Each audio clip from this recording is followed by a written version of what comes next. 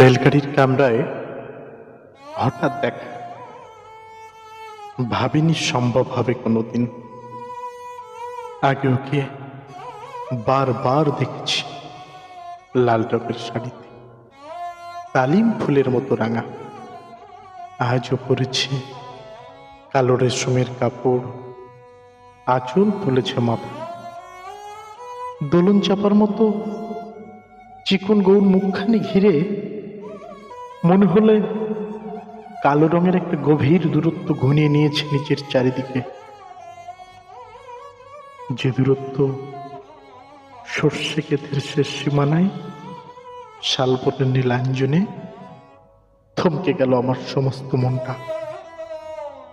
চেনা লোককে দেখলাম অচেনার গাম্ভীর্য। হঠাৎ খবরের কাগজ ফেলে দিয়ে আমাকে বললেন নমস্কার।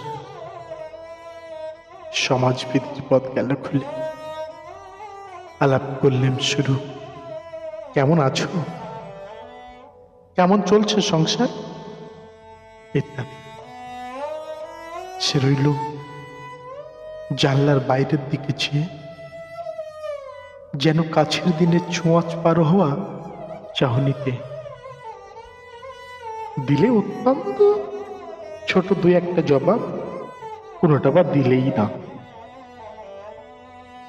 বুঝিয়ে দিলে হাতের অস্থিরতায় কেন সব কথা। এর চেয়ে অনেক ভালো চুপ করে থাকে।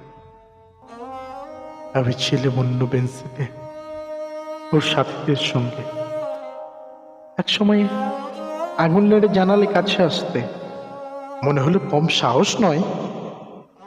বসত মোর এক বেঞ্চিতে।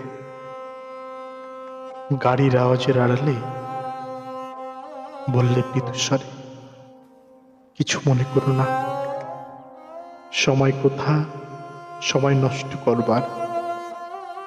আমাকে নামতে হবে পরে স্টেশনেই, দূরে যাবে তুমি, দেখা হবে না আর কোনো দিনই।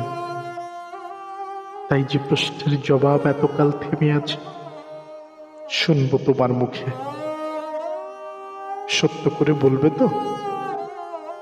আমি বললাম বলবো।